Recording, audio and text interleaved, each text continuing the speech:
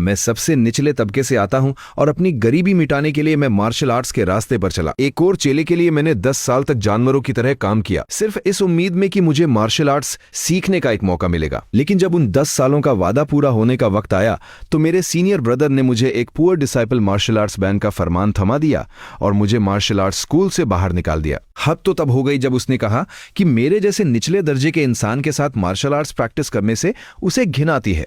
पर उसे इस बात का बिल्कुल अंदाजा नहीं था कि वो अपने इस फैसले पर बहुत जल्द पछताने वाला है। उस वक्त वो लंबे चोगे वाला आदमी बड़ी बेरुखी से बोला था, तुम जैसे लोगों को अपने साथ मार्शल आर्ट्स प्रैक्टिस करते देखकर मुझे लगता है जैसे मार्शल आर्ट्स गंदा हो गया है, सिर्फ इस वजह से। लेकिन सीनियर ब्रदर, आपने तो खुद मुझसे वादा किया था कि अगर मैं 10 साल काम करूंगा तो आप मेरी सिफारिश एक मास्टर से करेंगे। आप तो मशहूर जेंटलमैन सॉर्ड है, आपकी जबान की तो कीमत होनी चाहिए। जब आपने वादा किया था तो ठीक है, मैं अपनी बात दूसरे तरीके से कह देता हूं, तुम्हारे बर्ताव में खोट है। तुम टेस्ट में फेल हो गए हो और तुम्हें मार्शल आर्ट स्कूल से निकाल दिया गया है। मेरे बर्ताव में खोट है, यह सुनकर मुझे बहुत अजीब लगा। ये तो बस मुझे निकालने का एक घटिया बहाना था। अब मुझे सब कुछ समझ आ रहा था। ये जो खुद को जेंटलमैन सॉर्ड कहता है, इसने कभी भी अपना वादा निभाने का सोचा ही नहीं था।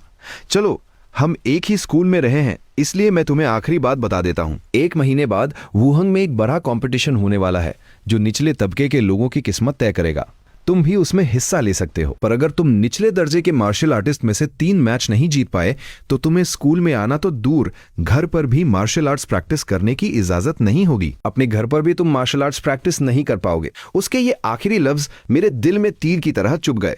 और हाँ, मैं उस कंपटीशन में शी फैमिली की तरफ से लड़ूंगा और मैं किसी भी निचले दर्जे के इंसान को जीतने नहीं दूंगा। अगर तुम मेरे सामने आए तो मैं कसम खाता हूं कि मैं तुम्हें जान से मार दूंगा। जेंटलमैन सॉर्ड की इस बात ने मेरी आखिरी उम्मीद भी तोड़ दी। क्या मैं सच में अब कभी मार्शल आर्ट्स प्रैक्टिस नहीं कर पाऊंगा?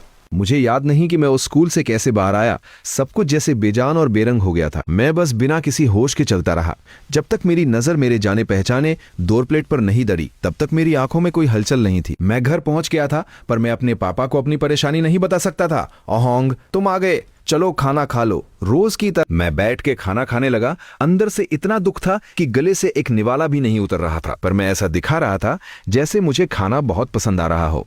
मुझे पता था कि ये खाना मेरे पिता ने सुबह से रात तक रिक्शा खींचकर कमाया है। इतने सालों से उन्होंने चुपचाप इस घर का सारा बोझ अपने कंधों पर उठाया हुआ है। आज की प्रैक्टिस कैसी रही? मैं क्या जवाब दूं? बहुत अच्छी। सीनियर ब्रदर ने कहा कि मुझ में बहुत टैलेंट है और उन्होंने वादा किया है कि अगले महीने वो मुझे एक मौका दिलाएंगे, मुझे थकावट ना हो, इसलिए उन्होंने मुझे कुछ दिनों की छुट्टी भी दे दी है। वाह, मुझे पता था कि मेरा अहोंग एक जीनियस है। तुम पक्का बहुत कामयाब होगे।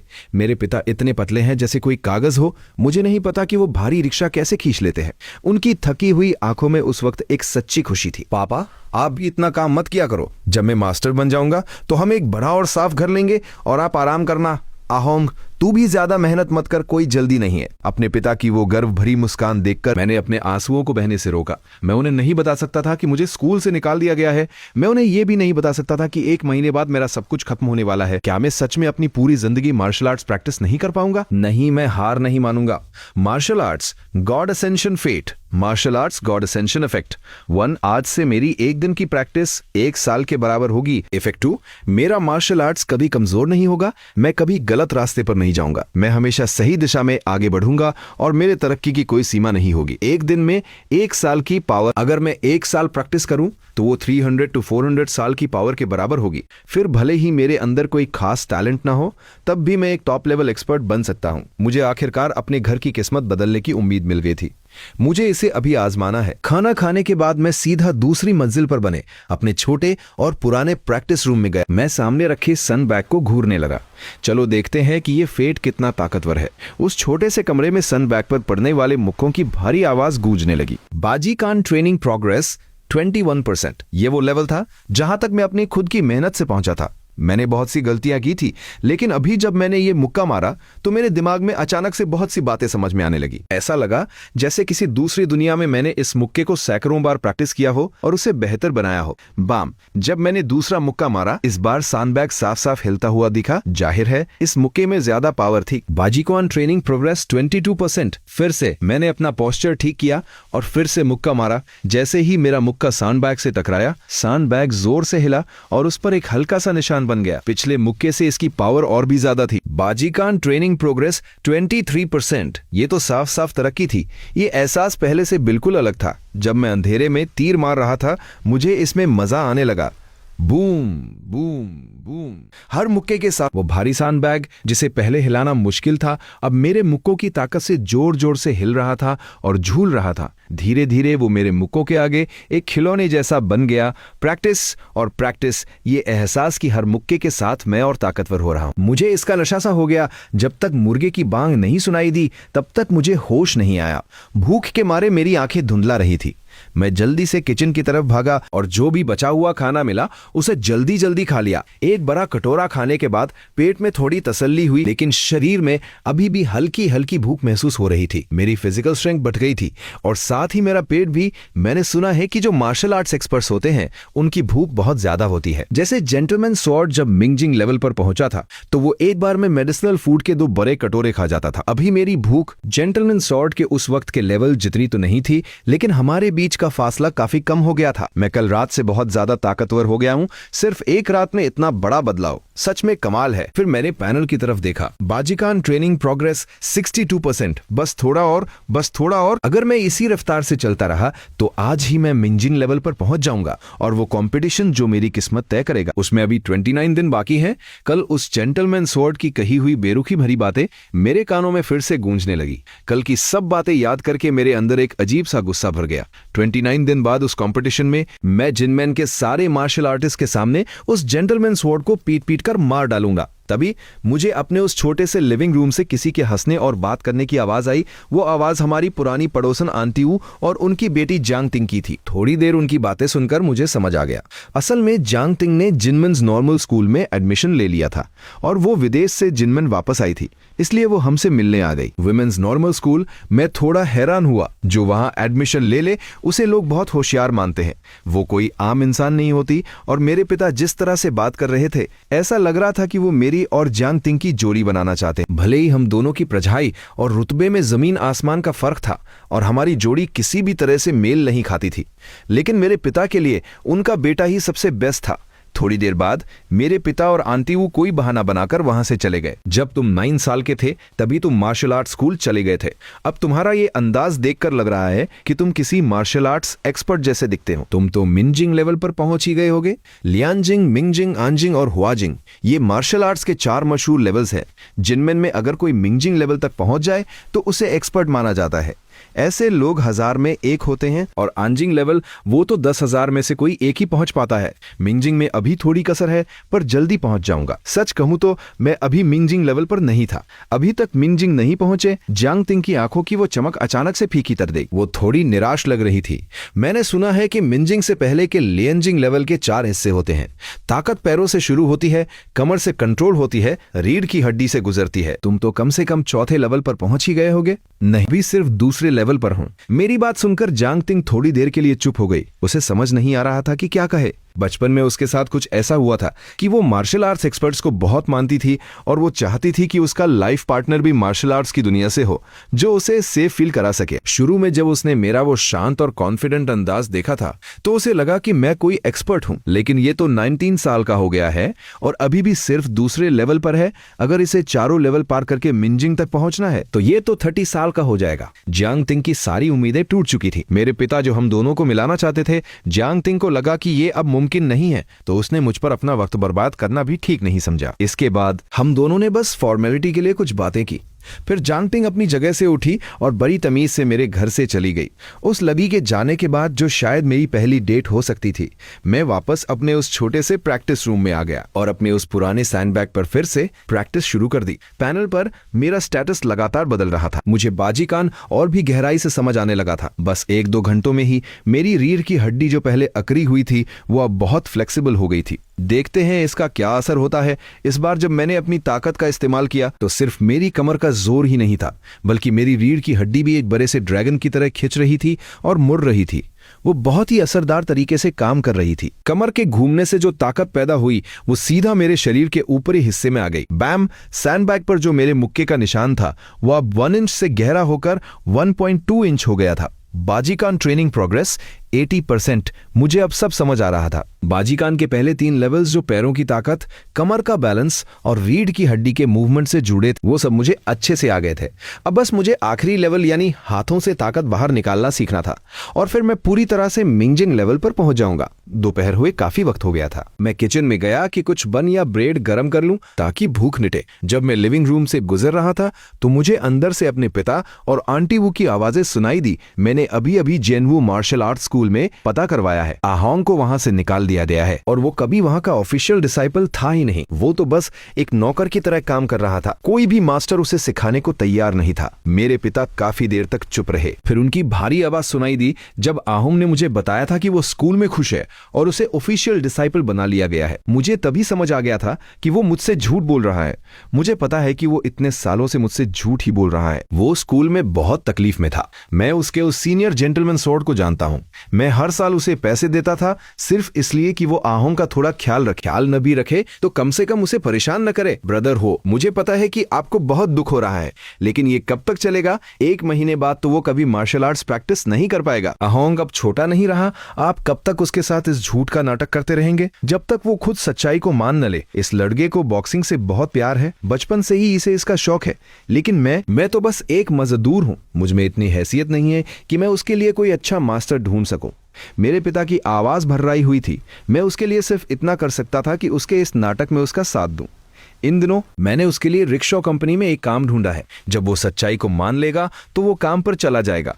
अपने पिता की इस उदास आवाज को सुनकर मेरा दिल भारी हो गया। मैं चुपचाप वहां से पलट गया और अपने उस छोटे से प्रैक्टिस रूम में वापस आ गया। मिंजिंग लेवल तक पहुंचने में अब सिर्फ एक कदम दूर था। मैं किसी अलग ही दुनिया में खो गया था। मेरा दिमाग बिल्कुल शांत था। मैं बस एक के बाद एक मुक्के मारता जा रहा था। मेरा हर मुक्का अभी सैंडबैग को ठीक से दबा भी नहीं पाता था कि मेरा अगला मुक्का उसी जगह पे जाकर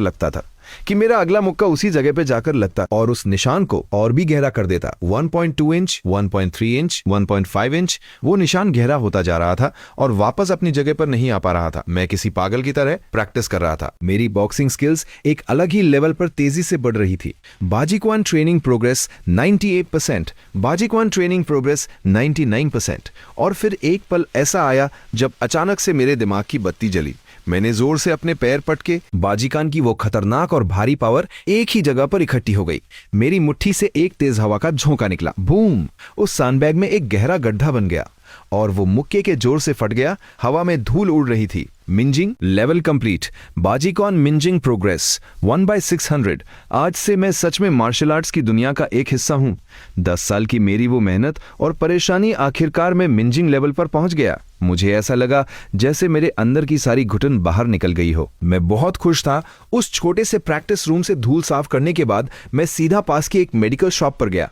मैंने बाहर लगाने वाली दवाई के 2 डिब्बे खरीदे। आम लोगों के लिए ये 2 साल की दवाई थी। इन सब के लिए मुझे 100 सिल्वर कॉइन्स देने पड़े, जो मेरे पिता की पूरे साल की कमाई थी। मेरे जैसा गरीब इंसान इतने पैसे कहां से लाता? मेरे पास एक ही रास्ता था। मेरी मां का दिया हुआ वो जेड ब्रेसलेट जो मेरे लिए सबसे कीमती था, मैंने उसे गिरवी रख दिया। मैंने उनसे वादा किया कि मैं 1 महीने के अंदर सारे पैसे और इंटरेस्ट चुका दूंगा, तभी मैं वो ब्रेसलेट वापस ले सकूंगा। फिर मैं वो दवाइयां लेकर पास के एक शांत जंगल में गया। मैंने एक मजबूत सा पुराना पेड़ ढूंढा और फिर से बॉक्सिंग प्रैक्टिस शुरू कर दी। वो सैंडबैग तो फट गया था, इसलिए मुझे उसकी जगह कुछ और तो चाहिए ही था। मिंजिंग लेवल पर पहुंचने के बाद पिछले 10 सालों में मैंने जो कुछ भी मार्शल आर्ट्स के बारे में सीखा था वो सब मैं इस्तेमाल कर चुका था। मुझे नहीं पता था कि मैं आगे प्रैक्टिस कर पाऊंगा या नहीं। मैंने बस ट्राई करने के लिए एक मुक्का मारा।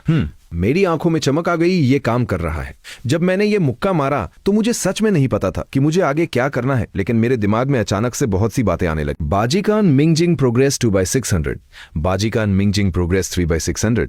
हवा में गूंजती मेरे मुक्कों की आवाज के साथ मिंजिंग लेवल पर मेरी पकड़ बहुत ही तेजी से मजबूत हो रही थी। शुरू में तो मैं थोड़ा बार बार कोशिश करने के बाद कोई 10-20 बार में एक बार मैं मिंजिंग लेवल की ताकत से मुक्का मार पा रहा था। 1 घंटे से भी ज्यादा प्रैक्टिस करने के बाद अब हर 3-5 मुक्कों में से एक मुक्का मिंजिंग लेवल का होता। जिस मिंजिंग लेवल की शुरुआत को समझने में आम लोगों को महीनों लग जाते हैं, मैंने सिर्फ 2 घंटों में उसे लगभग पार कर लिया था। जेंटलमैन स्वॉर्ड, जो कभी मेरे लिए एक बहुत बड़ी मिसाल हुआ करता था, जिसकी ऊंचाइयों को छूना मुझे नामुमकिन लगता था, अब मैं उसे बहुत पीछे छोड़ने वाला था। हमारे बीच पहले 2 लेवल्स का फासला था और अब वो सिर्फ 1 लेवल का रह गया था और हर गुजरते पल के साथ वो फासला और भी कम हो रहा था। इसके बाद मैंने अपना सारा वक्त उसी जंगल में बॉक्सिंग प्रैक्टिस करते हुए गुजारा। बस जब नींद आती तभी मैं वहां से हटता था।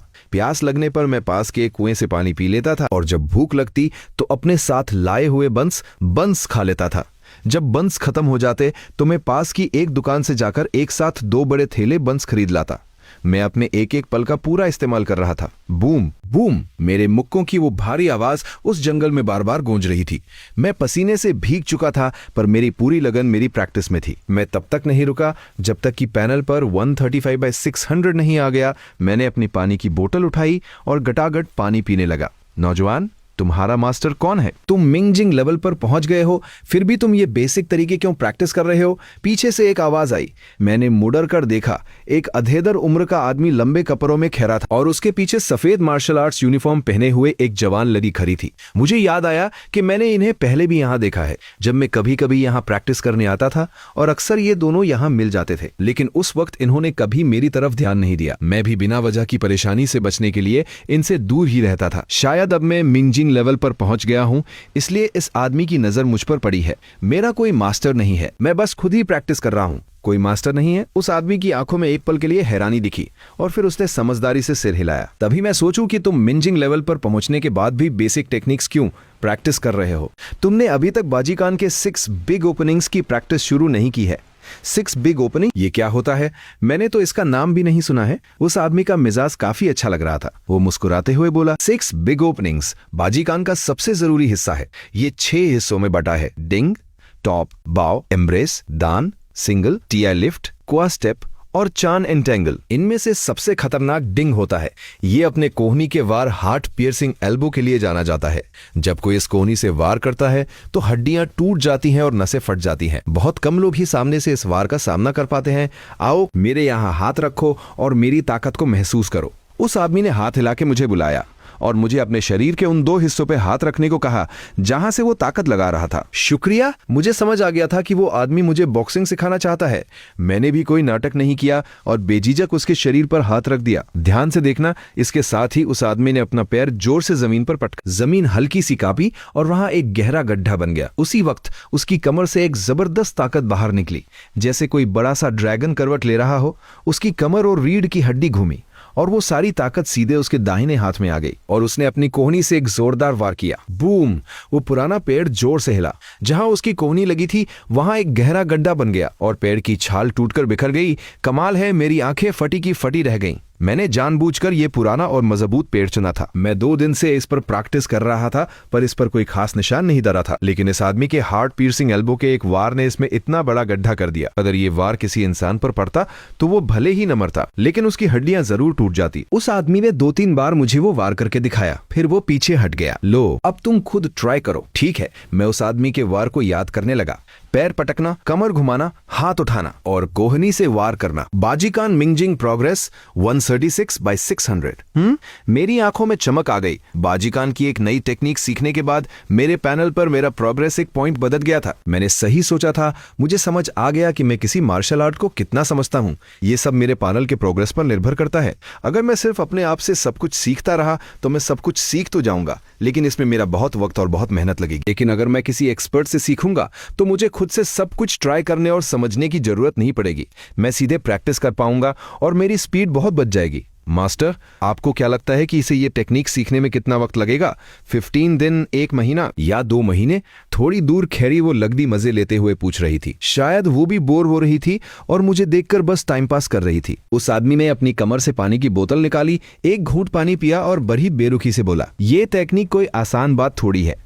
अगर ये लड़का कम उम्र में मिंजिंग लेवल पर नहीं पहुंचता तो मैं इसे पलट कर भी नहीं देखता। बाजीकान में हार्ट पियर्सिंग एल्बो बहुत मशहूर है, पर इसे सीखना कोई बच्चों का खेल नहीं है। इसके लिए ताकत को बिल्कुल सही तरीके से कंट्रोल करना आना चाहिए। अगर थोड़ी सी भी गलती हुई तो सब गड़बड़ हो जाएगा। बहुत से लोग इसकी प्रैक्टिस करते हुए गलत रास्ते पर चले जाते हैं और उन्हें पता भी नहीं चलता। अगर उन्हें कोई एक्सपर्ट सही रास्ता ना दिखाए तो शायद वो अपनी पूरी जिंदगी में भी अपनी गलती न सुधार पाए। मेरी नजर में अगर ये 1 महीने में भी इसे सीख ले तो ये एक बहुत अच्छा मार्शल आर्टिस्ट बन सकता है। चलो अब चलते हैं। कुछ दिनों बाद आकर देखेंगे। वो आदमी अपनी पानी की बोतल वापस कमर पर बांधकर हाथ पीछे रखकर बड़े मजे से जंगल से बाहर जाने लगा। उसने सोचा होगा कि 3-4 दिनों के बाद जब वो वापस आएगा तो मैं तब भी इस टेक्निक को नहीं समझ पाया हूंगा। फिर अगर मैं अपना घमंड छोड़कर उससे मदद मांगूंगा तो वो मुझे थोड़ा और सिखा देगा। कुछ दिनों बाद इसमें क्या देखने वाला है। मास्टर ब्रदर को भी इस टेक्निक को सीखने में 10 दिन लग गए थे, जबकि उन्हें तो पिछली जनरेशन का सबसे बड़ा जीनियस कहा जाता था।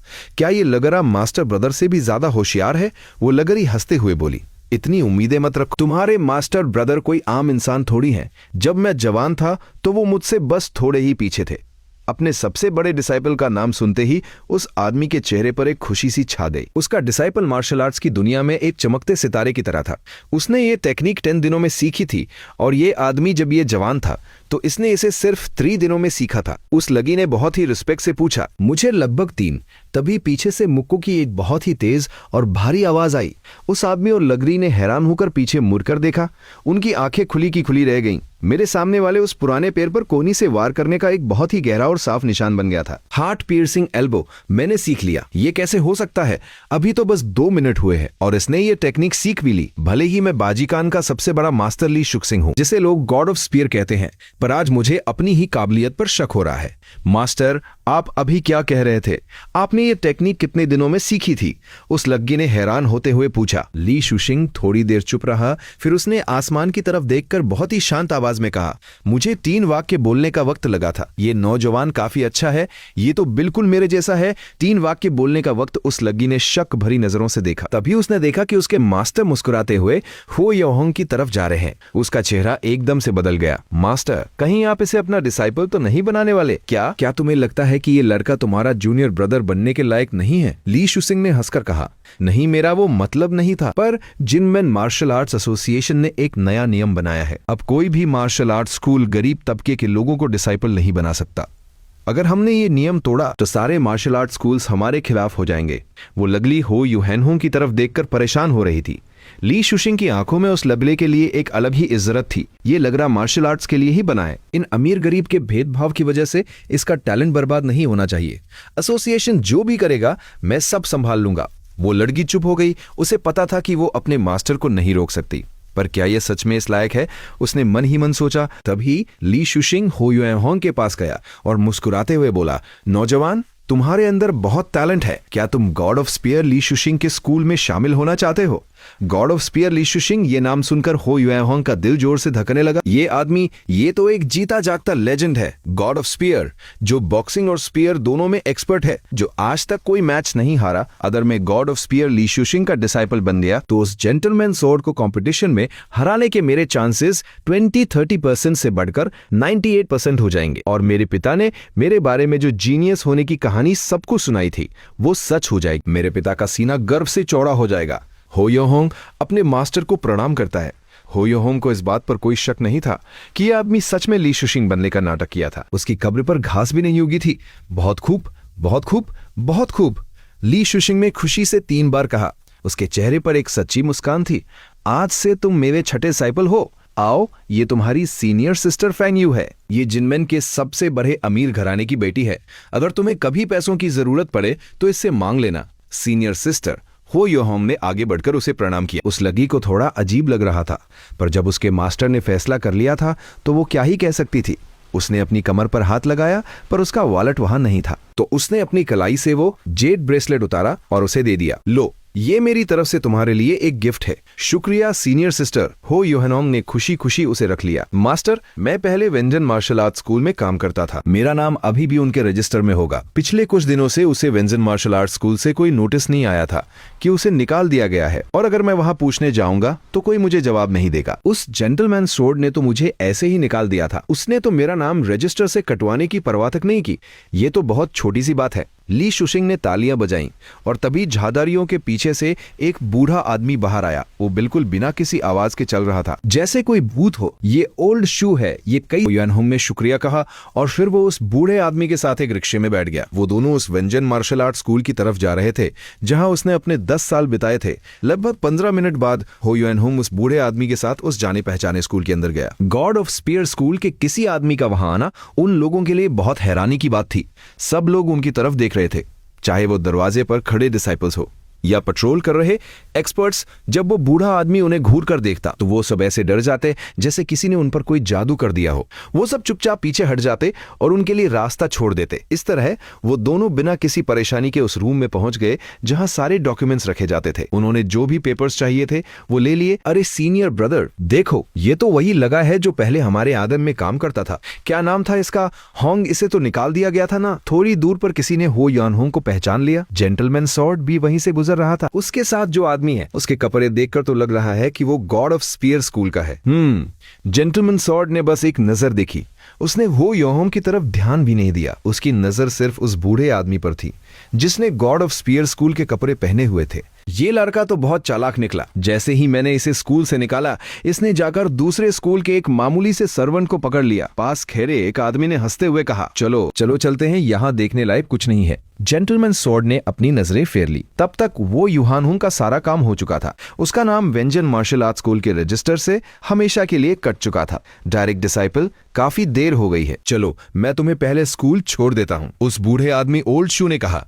शुक्रिया, वो युहान हुंग ने जवाब दिया। डायरेक्ट डिसाइपल, ये लफ्ज सुनते ही जेंटलमैन सॉर्ड, जो अभी 2 कदम ही आगे बढ़ा था, अचानक रुक गया। वो झटके से पीछे मुड़ा और उस बूढ़े आदमी और हो योहोंग की तरफ देखने लगा। उसकी आंखों में हैरानी और डर साफ दिख रहा था। गॉड ऑफ स्पीयर स्कूल में तो सिर्फ एक ही मास्टर है और वो है ली शुशिंग। और जो डायरेक्ट डिसाइपल होता है वो सिर्फ मास्टर का ही डिसाइपल हो सकता है। इसका मतलब ये ली शुशिंग का डिसाइपल बन गया है। लेकिन ये कैसे हो सकता है? जेंटलमैन सॉर्ड को अपनी आंखों और कानों पर विश्वास नहीं हो रहा था। मेरा इतना टैलेंट होने के बाद भी मैं ली शुशिंग की नजर में नहीं आ सका, और ये मामूली सा कीड़ा ये अचानक से ली शुशिंग का डिसाइपल कैसे बन गया? ली शुशिंग कोई ऐसे वैसे लड़के को अपना डिसाइपल नहीं बनाता। उसका डिसाइपल बनने के लिए या तो कोई बहुत बड़ा जीनियस होना चाहिए या फिर कम से कम ह्वाजिंग लेवल तक पहुंचने का पोटेंशियल होना चाहिए। नहीं, ये मुमकिन ही नहीं है। ये कैसे हो सकता है कि इस कीड़े का टैलेंट मुझसे भी ज्यादा हो? जेंटलमैन सॉर्ड हो यान होंग को घूर रहा था। वो आगे बढ़कर उससे पूछना चाहता था, लेकिन बाकी डिसाइपल्स के सामने उसे अपनी जेंटलमैन वाली इमेज भी तो बचानी थी। इसलिए उसने अपने गुस्से को पी लिया। मैं पता लगाऊंगा, मैं अपने घर वालों से कह सब कुछ पता लगाऊंगा। थोड़ी देर बाद मैनेजर शू हो युआन होंग को लेकर गॉड ऑफ स्पीयर स्कूल पहुंचा और वहां उसके सारे पेपर्स तैयार कर दिए। मास्टर एक बरहे से प्रैक्टिस रूम में जाकर हो युआन होंग ने ली शुशिंग को प्रणाम किया, जो उसका इंतजार कर रहा था। ली शुशिंग ने हो युआन होंग को ध्यान से देखा और बहुत खुश हुआ। उसने एक लोहे का टोकन उसकी तरफ उछाला। ये हुईचुन तांग फार्मेसी का टोकन है। मिंगजिंग लेवल पर जो भी दवाइयां चाहिए हो वो सब यहाँ से मिल जाएंगी, और हाँ, सारा बिल तुम्हारी सीनियर सिस्टर के नाम पर फटेगा। तो पैसे बचाने की कोई जरूरत नहीं है। ली शुशिंग हंसते हुए बोला। उस टोकन को देखकर वो यानहोंग की आंखों में चमक आ गई। ये वही चीज थी जिसकी उसे सबसे ज्यादा जरूरत थी। मिंगजिंग लेवल पर पहुंचने के बाद जो आम दवाइयां वो दुकान से लाता था उनका कोई असर नहीं हो रहा था। उसका शरीर जिस तेजी से बदल रहा था उसके लिए वो दवाइयां काफी नहीं थी, और मिंगजिंग लेवल की दवाइयां इतनी महंगी थी कि वो उन्हें खरीद नहीं सकता था। इसलिए उसे उन आम दवाइयों से ही काम चलाना पड़ रहा था। लेकिन अब अपने मास्टर से ये टोकन मिलने के बाद उसे मिंगजिंग लेवल पर अपने शरीर की कमजोरी की कोई फिक्र नहीं थी। चलो अभी काफी वक्त है, आज मैं तुम्हें कुछ असली टेक्निक्स सिखाता हूं। बाजिकान की टेक्निक्स स्पीयर से ही बनी है। बॉक्सिंग और एल्बो टेक्निक्स, ये सब भी स्पीयर का ही हिस्सा है। जब कोई एक्सपर्ट लेवल पर पहुंचता है तो उसकी बॉक्सिंग और स्पीयर टेक्निक्स एक हो जाती है। जब तुम अपनी कोहनी से वार करते हो तो वो किसी स्पीयर की तरह लगता है। उसमें बहुत ज्यादा पावर होती है। इसलिए जब तुम प्रैक्टिस करो तो एक स्पीयर के साथ प्रैक्टिस करना। ये कहते हुए ली शुक्सिंग ने पास रखे एक स्टैंड से एक सफेद रंग का स्पीयर उठा लिया। फिर उसने एक एक बात बहुत ध्यान से समझाई। सारी बातें समझाने के बाद ली शुक्सिंग ने एक गहरी सांस ली। उसने अपना दाहिना पैर जोर से जमीन पर पटका और अपने हाथ में पकड़े उस स्पीयर से सामने की तरफ वार किया। सूश, एक हल्की सी आवाज आई और उस स्पीयर का कोना सामने दीवार पर रखे हुए कुछ कागजों के आर पार हो गया। फिर उसने उस स्पीयर को बड़ी ही आसानी से वापस खींच लिया। जब ली शुशिंग ने वो स्पीयर वापस रखा तो वो योहान ने उन कागजों को ध्यान से देखा। उसने देखा कि उन कागजों की 10 तह बनी हुई थी और उन 10 कागजों के बीच में एक बहुत ही साफ और गोल छेद था। ऐसा लग रहा था जैसे किसी ने उस स्पीयर से वार नहीं किया, बल्कि किसी मशीन से बहुत ही सफाई से उसे काटा हो। ये तो कमाल का कंट्रोल है। फिर ली शुक्सिंग ने उसे एक दो बार और करके दिखाया और फिर वो स्पीयर वो युहान होंग को देकर अपने हाथ पीछे बांधकर वहां से चला गया। इतनी जल्दी आपने उसे और क्यों नहीं सिखाया? बाहर खड़ी सीनियर सिस्टर फैंग यू ने पूछा। पहले उसे खुद प्रैक्टिस करने दो, उसे पता चलना चाहिए कि असली टेक्निक्स और बाहर के मार्शल आर्ट्स में क्या फर्क होता है। कहीं उसमें घमंड ना आ जाए। मास्टर आपने उसे क्या सिखाया है? कागज में छेद करना। उस जमाने में हमारे सबसे बड़े सीनियर ब्रदर ने न जाने कितने कागज बर्बाद कर दिए थे, पर वो इसे सीख नहीं पाए थे। वो तो इतने परेशान हो गए थे कि उन्हें खुद पर शक होने लगा था। और आपने एक नए लगरे को ये टेक्निक सिखा दी बिना कोई बेसिक सिखाए? फांग यू ने हैरानी से पूछा। इसमें क्या बड़ी बात है? जब मैं इस स्कूल में नया आया था तो मेरे मास्टर ने भी मुझे यही टेक्निक सिखाई थी। वो मुझे डराना चाहते थे। ली शुक्सिंग हाथ पीछे बांधकर मजे से बाहर की तरफ चल रहा था। पर मैंने किसी से मदद नहीं मांगी। सिर्फ 5 दिनों में मैं उस कागज में छेद करने लगा था। मैंने अपने मास्टर से बस आधा महीना कम वक्त लिया था। ये याद करके ली शुक्सिंग के चेहरे पर एक मुस्कान आ गई कि उस वक्त उसके मास्टर का चेहरा देखने लायक था। ये उनके स्कूल की एक पुरानी रस्म थी। जब भी कोई नया लगरा आता तो मास्टर उसे कोई बहुत मुश्किल टेक्निक सिखा देते ताकि उसका घमंड टूट जाए। हो योहोंग, अब देखते हैं कि तुम क्या करते हो। उधर उस भारी स्पीर को हाथ में लिए हो योहोंग ने अपनी पोजीशन ली। उसका खून खौल रहा था। उसने अपना पैर जमीन पर पटका, कमर घुमाई और स्पीयर को सीधा कागज की तरफ दे मारा। सूस दीवार पर लटके हुए वो 10 कागज उस पेड़ की नोक से बुरी तरह फट गए और उनके टुकड़े हवा में उड़ने लगे। ज्यादातर कागज नीचे गिर गए। बाजीक्वान मिंगजिंग प्रोग्रेस 143/600। फिर से वो युएनहोंग ने हार नहीं मानी। उसने अपने उस वार को समझा कि उसमें क्या गलती थी और फिर उसने दोबारा वार किया। सूश, इस बार भी कागज फटे, लेकिन पहले जितने नहीं, सिर्फ आधे कागज ही फटे और नीचे गिरे। इस बार वार की स्पीड और ताकत पहले से बेहतर थी। जारी रखो। बाजीकान मिंगजिंग प्रोग्रेस 144/600। हो युएनहोंग ने थोड़ी देर सोचा, अपनी पोजीशन को थोड़ा सा ठीक किया और फिर से वार किया। इसके बाद हो योहोंग उस प्रैक्टिस रूम में ही रहा। हर वार के बाद वो थोड़ा सोचता, अपनी गलती समझता और फिर से वार करता। उसका हर वार पिछले वार से बेहतर हो रहा था। कुछ ही देर में वो उस लेवल पर पहुंच गया जहां वो कागज को तो छेद रहा था, पर एक भी कागज फटकर नीचे नहीं गिर रहा था। इसका मतलब था कि वो अपनी ताकत को कंट्रोल करना सीख रहा था और उसे ये टेक्निक समझ में आने लगी थी। जारी रखो। वो पास रखा पानी गटागट पी गया और अपने मास्टर की रखी हुई मिंजिंग लेवल की थोड़ी सी दवाई भी खा ली। फिर उसने वो स्पीयर उठाया और फिर से प्रैक्टिस शुरू कर दी। सूस सूस सूश। उस प्रैक्टिस रूम में स्पीयर के हवा को चीरने की और कागज के फटने की आवाजें लगातार आ रही थी। शाम होते होते जब वो युएनहोंग ने एक और वार किया तो स्पीयर की नोक जैसे ही कागज से टकराई, उस कागज पर पानी की लहरों जैसी एक वेव सी बन गई। अब मैं समझ गया। बाजीकॉन मिंगजिंग प्रोग्रेस 196/600 वाकई ये जिनमेन का नंबर 1 मार्शल आर्ट्स स्कूल है। यहाँ का मार्शल आर्ट्स सीखना बहुत मुश्किल है। सिर्फ इस बेसिक टेक्निक को समझने में मुझे पूरी दोपहर लग गई। ये बहुत स्लो है। अगर मुझे इसे मास्टर करना है तो मुझे कम से कम 2 दिन और लगेंगे। अगर मास्टर ने मुझे ऐसे प्रैक्टिस करते देखा तो वो बहुत निराश होंगे। मुझे नहीं पता कि मास्टर को इसे सीखने में कितना वक्त लगा था, पर वो तो एक जीनियस है। उन्होंने तो इसे 2 दिन में ही मास्टर कर लिया होगा। नहीं, मुझे रात को घर जाकर 3 घंटे और प्रैक्टिस करनी होगी। कल मास्टर के आने से पहले मुझे कम से कम 3 कागजों को बिना फाड़े छेदना सीखना होगा। मैं मास्टर को निराश नहीं कर सकता। हो युहांगहोंग के मन में एक डर सा बैठ गया था। इस दुनिया में मास्टर ली शुशिंग जैसे जीनियस भी हैं जो मेरी तरह दिन रात मेहनत नहीं करते, फिर भी मुझसे तेज सीखते हैं। अगर वो इतना कर सकते हैं तो मुझे और भी ज्यादा मेहनत करनी होगी। प्रैक्टिस और प्रैक्टिस। जब तक जान है तब तक प्रैक्टिस करूंगा। हो युहांगो ने अपने शरीर के दर्द को नजरअंदाज किया, अपनी कमर सीधी की और एक बार फिर से प्रैक्टिस करने लगा। उसे वक्त का पता ही नहीं चला। वो पूरी तरह से अपनी प्रैक्टिस में खो गया था। जब सूरज ढलने लगा तो उसके पैनल का प्रोग्रेस कुछ ऐसा था।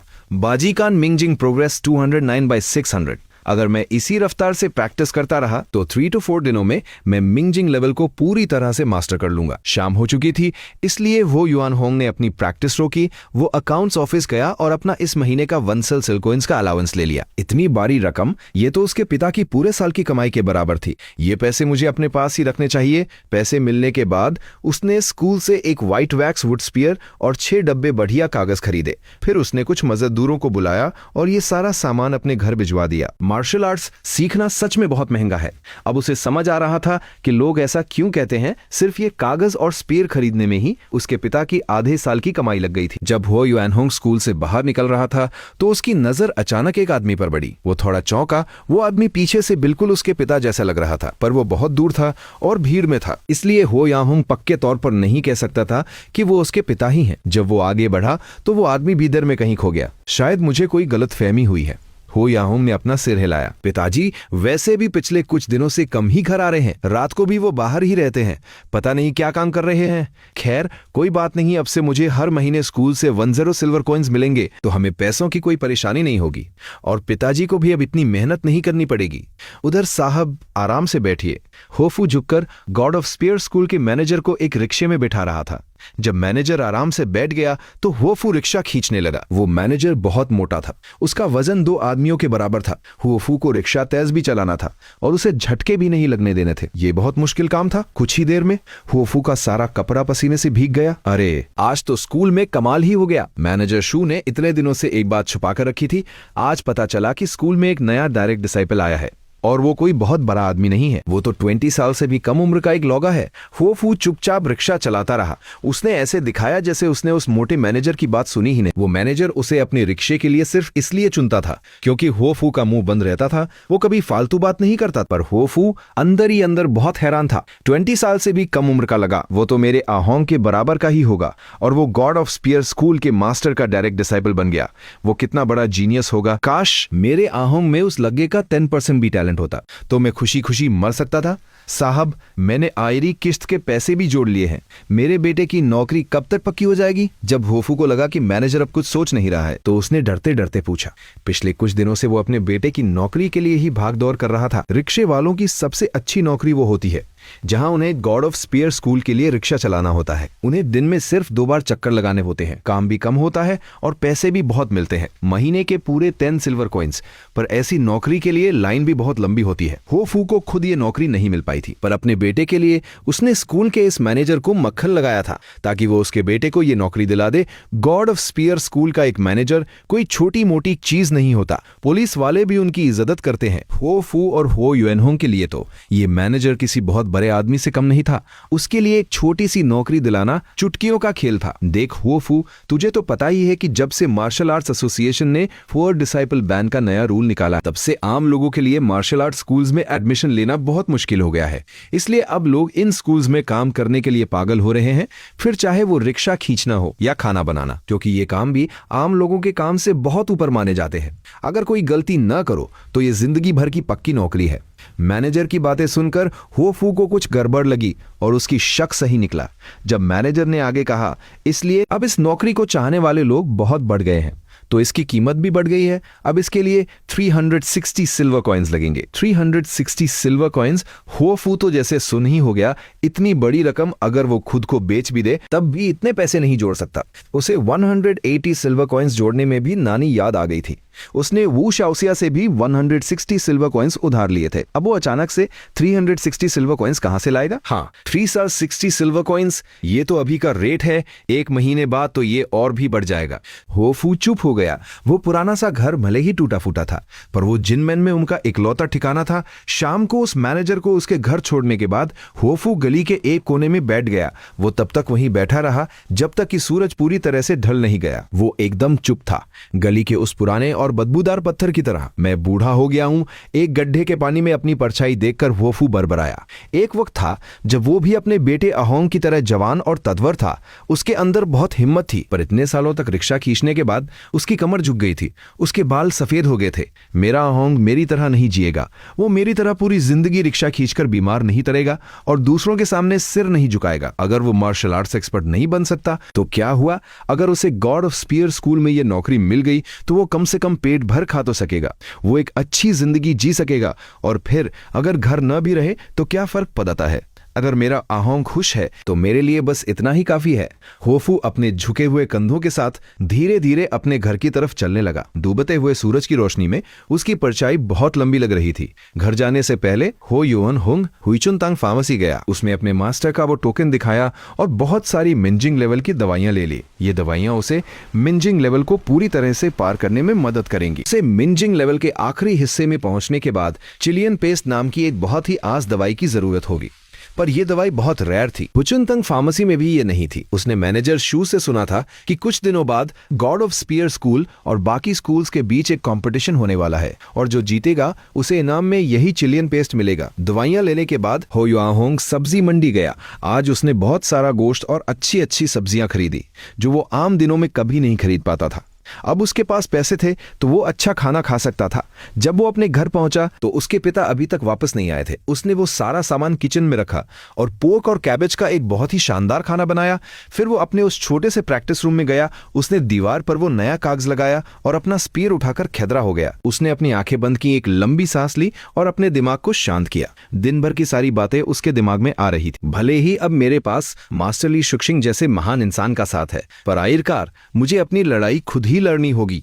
अपनी तात के दम पर हो युआहोंग ने अपने दिमाग से सारी रालतू बातें निकाल दी। अब उसके सामने सिर्फ उसका स्पीयर था और वो कागज एक ही वार में आर पार सूश। वो स्पीयर हवा को चीरता हुआ गया और उस कागज के आर पार हो गया। कागज पर फिर से वही पानी की लहरों जैसी वेव बनी, पर इस बार कागज के फटने की वो आवाज नहीं आई। सिर्फ एक हल्का सा पॉप साउंड आया और स्पीयर कागज के पार निकल गया। वापस हो युआहोंग ने स्पीयर वापस खींचा और पास जाके देखा उस सबसे ऊपर वाले कागज में सिर्फ एक गोल छेद था। कागज का कोई भी दूसरा हिस्सा नहीं फटा था।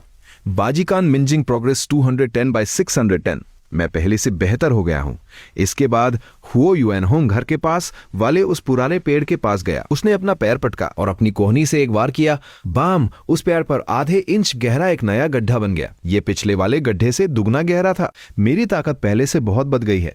अब उस कंपटीशन में जहां मुझे उस जेंटलमैन सॉर्ड को मारना है, सिर्फ 26 दिन बचे हैं। हो युआहोंग घर वापस आया और अपना स्पीयर लेकर फिर से प्रैक्टिस करने लगा। 2 बार प्रैक्टिस करने के बाद उसे बाहर से पैरों की जानी पहचानी आवाज सुनाई दी और फिर दरवाजा खुला। उसके पिता आ गए थे। पिताजी, आप आ गए। हो युआहोंग हंसता हुआ किचन से बाहर आया। उसके हाथों में पॉक और कैबेज का वो बर्तन था। पिताजी, मेरे पास आपके लिए बहुत अच्छी खबर है। मुझे गॉड ऑफ स्पीयर ली शुक्सिंग ने अपना डिसाइपल बना लिया है। हाँ पिताजी, जिनमिन के नंबर 1 मास्टर ने, मैं पहले आपसे झूठ बोलता था। मुझे पता है कि आप भी मेरा साथ दे रहे थे, पर इस बार मैं सच बोल रहा हूँ। ये देखो, ये मेरा आईडी कार्ड है और ये मेरा इस महीने का अलाउंस है। हो युआनहोंग ने 1 सेल्सर कॉइंस का वो थैला अपने पिता के सामने रख दिया। उसके चेहरे पर एक बहुत बड़ी मुस्कान थी। हुओफू ये सुनकर थोड़ा हैरान हुआ। उसे लगा कि आहोंग फिर से झूठ बोल रहा है। शायद वेंजन मार्शल आर्ट स्कूल वाली कहानी अब पुरानी हो गई है, इसलिए इसने ये नई कहानी बनाई है कि ली शुसिंग ने एक नया डिसाइपल बनाया है। वाह, मुझे पता था कि मेरा आहोंग एक जीनियस है। यहां तक कि मास्टर ली शुसिंग भी तुम्हें अपना डिसाइपल बनाना चाहते थे। हुओफू ने भी उसके नाटक में उसका साथ दिया। उसने वो आईडी कार्ड अपने हाथ में लिया और उसे ध्यान से देखा। उसने ऐसे एक्ट किया जैसे वो पहले पकड़े जाने पर शर्मिंदा था और अब बहुत खुश है, पर अंदर ही अंदर वो सोच रहा था, ये आईडी कार्ड तो बहुत असली लग रहा है। इसे बनवाने में काफी पैसे लगे होंगे और ये इतने सारे सिल्वर कॉइंस कहां से आए? कहीं अहोंग ने वो जेड ब्रेसलेट तो नहीं बेच दिया? पिताजी, अब आपको रिक्शा चलाने की कोई जरूरत नहीं है। मुझे हर महीने 100 सिल्वर कॉइंस मिलेंगे। अब हम रोज गोश्त खाएंगे। हमें अब वो सस्ते केकेरे खाने की जरूरत नहीं है। हो युआनहोंग ने मुस्कुराते हुए 30 सिल्वर कॉइंस अपने पिता के हाथ में रख दिए और बाकी के पैसे अपने पास रख लिए। अरे नहीं नहीं, मुझे इतने पैसों की क्या जरूरत है? हुओफू ने मना किया, पर हो युआनहोंग ने जबरदस्ती वो पैसे उसके हाथ में रख दिए। हुओफू डरते डरते वो पैसे अपनी जेब में रख लिए। चलो कोई बात नहीं, मैं इन पैसों को बचाकर रखूंगा, इसके काम आएंगे। कहीं ये लड़का इन्हें ऐसे ही फालतू में न उड़ा दे। आज रात हुओफू के घर में कोई सस्ता केकरा नहीं बना था। आज वो गोश्त और सब्जी खा रहे थे। खाना खाने के बाद जब हो युआनहोंग का पेट भर गया तो वो वापस अपने प्रैक्टिस रूम में चला गया। एक बार और हो युआनहोंग ने फिर से अपना स्पीयर उठाया। उसके हाथ दर्द कर रहे थे, उसकी कमर, उसकी पीठ, उसके पैर सब दर्द कर रहे थे। उसका मन कर रहा था कि वो स्पीयर छोड़कर बस बिस्तर पे लेट जाए और सो जाए, पर मेरी ताकत अभी इतनी नहीं है कि मैं उस जेंटलमैन सॉर्ड को मार सकूं। तो फिर मैं आराम कैसे कर सकता हूं? पिछले 10 सालों में जेंटलमैन सॉर्ड ने उसे जितना परेशान किया था वो सब उसे याद आ रहा था। उसका खून खौल रहा था। इंसान का गुस्सा उसे कोई भी मुश्किल काम करने की तद दे सकता है। हो युएनहोंग अपने शरीर का सारा दर्द भूल गया। उसकी नजरें सिर्फ उस स्पीयर और उस कागज पर थीं। पैर पटकना, कमर घुमाना और वार करना।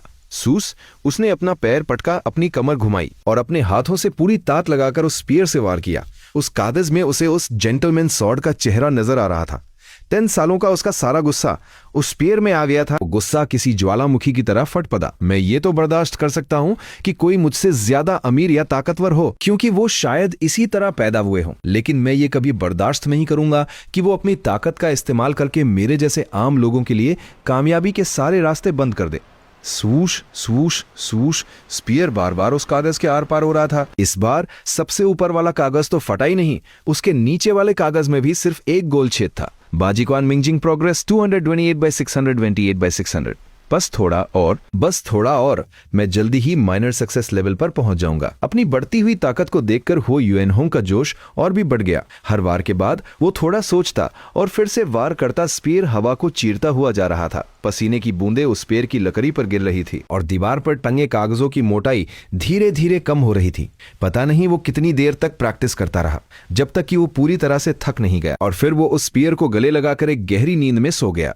अगली सुबह सूरज की पहली किरण कमरे में आने से पहले ही हो युएनहोंग उठ गया। आंख खुलते ही उसका शरीर अपने आप स्पीयर उठाने के लिए खड़ा हो गया। कल मैंने कहां तक प्रैक्टिस की थी? हो युएनहोंग ने अपना पैनल देखा। बाजीकॉन मिंजिंग प्रोग्रेस 237/600। कल रात की प्रैक्टिस से 10 पॉइंट्स और बढ़ गए। अब मैं सच में माइनर सक्सेस लेवल के बहुत करीब हूं। अपना टारगेट सेट करने के बाद हो युएनहोंग ने थोड़ी सी दवाई खाई और फिर से प्रैक्टिस शुरू कर दी। सूरज निकल आया था और उसकी रोशनी हर तरफ फैल रही थी। उसी रोशनी में हो युएनहोंग ने अपना स्पीयर आगे की तरफ दे मारा। पॉप पॉप पॉप, 3 कागजों के फटने की आवाज एक साथ आई और फिर एक हल्का सा फटने का साउंड आया। हो युएनहोंग पास गया और उसने उन कागजों को उतार कर देखा। सबसे ऊपर वाले 3 कागजों में बिल्कुल एक जैसा गोल छेद था। ऐसा लग रहा था जैसे किसी ने नाप कर छेद किया हो। 3 कागजों के आर पार बिना किसी को फाड़े माइनर सक्सेस हो युएनहोंग ने अपना स्पीयर वापस रखा और प्रैक्टिस रूम से बाहर आया। उसने देखा कि उसके पिता पहले ही काम पे जा चुके हैं। आज वो रोज से थोड़ा जल्दी गए थे। पता नहीं क्या काम था। काफी देर हो गई है, मुझे भी स्कूल जाना चाहिए। पता नहीं मास्टर को मेरा ये माइनर सक्सेस लेवल पसंद आएगा या नहीं। मास्टर, आपको नहीं लगता कि छोटे सीनियर ब्रदर ये सब देखकर परेशान हो जाएंगे? नहीं, मेरा डिसाइपल इतना कमजोर नहीं हो सकता। ज्यादा से ज्यादा उसे थोड़ा बुरा लगेगा, पर वो हार नहीं मानेगा। हाँ, अभी तो सिर्फ एक ही दोपहर हुई है।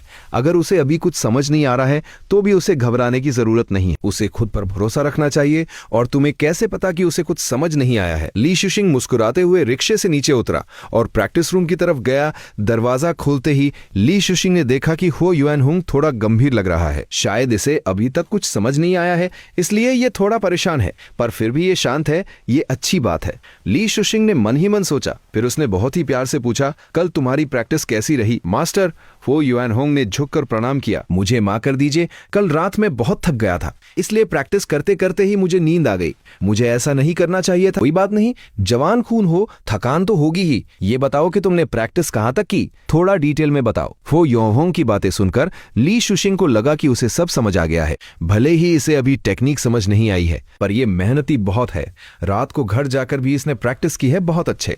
ली शुशिंग अपने इस नए डिसाइपल से बहुत खुश था। वो होशियार भी था और मेहनती भी। कल शाम को मैं मुश्किल से उस कागज पर वो लहरें बना पाया था। फिर रात को अंधेरा होने पर अगर तुम उसे समझ नहीं पाए तो कोई बात नहीं। जब मैं तुम्हारे लेवल पर था तो मैंने भी। ली शुशिंग ने अभी ये बात पूरी ही की थी कि उसे कुछ अजीब लगा। अभी इस लग्गे ने क्या कहा? कल शाम को ये कागज पर लहरें बनाने लगा था। ली शुशिंग ने अपने पीछे हाथ बांधे हुए थे और उसके हाथ में जो अखरोट था वो अचानक से टूट गया। सिर्फ एक दोपहर में इसने बेसिक लेवल पार कर लिया। इसका टैलेंट तो मुझसे भी अच्छा है। क्या हुआ मास्टर? हो युएनहोंग ने हैरानी से पूछा। कुछ नहीं, तुम आगे बताओ, ली शुशिंग ने मुस्कुराते हुए कहा। फिर रात को अंधेरा होने पर मेरी प्रैक्टिस थोड़ी अच्छी होने लगी थी।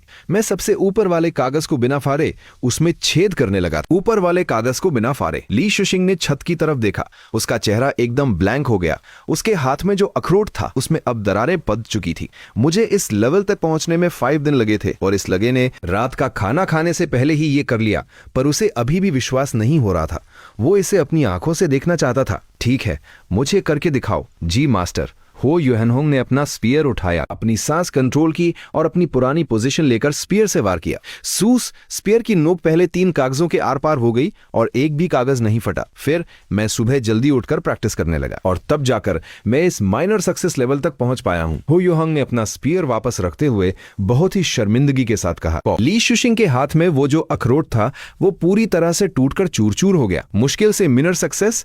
ली शुशिंग काफी देर तक छत को घूरता रहा। फिर उसने अपने छोटे डिसाइपल की तरफ देखकर बहुत ही प्यार से कहा, इतनी प्रैक्टिस करने के बाद तुम अभी सिर्फ माइनर सक्सेस तक ही पहुंच पाए हो। ये कुछ खास नहीं है, पर मुझे यकीन है कि अगर तुम ऐसे ही मेहनत करते रहे तो एक दिन तुम बहुत बड़े मास्टर बनोगे। ये बातें सुनकर पास खड़ी फांग यू की आंखें फटी की फटी रह गईं। वो क्या सुन रही थी? एक दिन से भी कम वक्त में माइनर सक्सेस लेवल पार करना कुछ खास नहीं है। मास्टर, क्या आपको ये बोलते हुए थोड़ी भी शर्म नहीं आ रही है? मास्टर, आप फिक्र मत कीजिए, मैं इससे भी बेहतर करूंगा। कोई बात नहीं, तुम्हें आराम भी करना चाहिए, इतनी भी मेहनत मत करो। ली शुशिंग ने अपने पीछे बंधे हाथों को खोला और फिर से बंद किया और फिर खोला। उसे अपने गुस्से को शांत करने में थोड़ा वक्त लगा। फिर उसने बहुत ही शांत आवाज में कहा, 3 दिन बाद एक छोटा सा कंपटीशन है हमारे स्कूल और बाकी स्कूल्स के डिसाइपल्स जिनकी उम्र 20 साल से कम है के बीच। तुम भी उसमें हिस्सा लेना ताकि तुम्हें भी कुछ नया सीखने को मिले। बाकी स्कूल्स तो क्या व्यंजन मार्शल आर्ट स्कूल वाले भी आएंगे? बिल्कुल आएंगे। तुम्हारा वो पुराना सीनियर ब्रदर भी आएगा, पर उसकी उम्र 20 साल से ज्यादा है, तो शायद उसका छोटा भाई ही लड़ेगा, जो कि व्यंजन मार्शल आर्ट स्कूल का सबसे बेहतरीन डिसाइपल है। ली शुशिंग को पता था कि उसका छोटा डिसाइपल क्या सोच रहा है। मास्टर, आप फिक्र मत कीजिए, मैं फर्स्ट आऊंगा। हो यूएनहोंग ने ठान लिया था, चाहे उसे उस जेंटलमैन सोर्ड के भाई को हराना हो या फिर वो चिलियन पेस जीतना हो, उसे फर्स्ट आना ही था। ज्यादा टेंशन मत लो, बस जाके एक्सपीरियंस लेना। चलो, बहुत बातें हो गई, मेरे पास अभी कुछ वक्त है, मैं तुम्हें 1 घंटे के लिए कुछ और सिखाता हूँ। इसके बाद वो यूएनहोंग अपना स्पीयर लेके प्रैक्टिस करने लगा और ली शुशिंग उसे सही तरीके सिखा रहा था। इस तरह वो यूएनहोंग उस प्रैक्टिस में लगा हुआ था। वो 3 दिन बाद होने वाले उस कंपटीशन में उस जेंटलमैन स्वॉर्ड के भाई को हराने की तैयारी कर रहा था और दूसरी तरफ वो उस मोटे मैनेजर के साथ रजिस्ट्रेशन ऑफिस में पहुंच गया था। साहब, ये 360 सिल्वर कॉइन्स है। होफू ने बहुत ही तमीज से वो सारे पैसे एक बूढ़े मैनेजर के सामने रख दिए। वो बूढ़ा मैनेजर अपनी आंखें आधी बंद किए हुए बैठा था।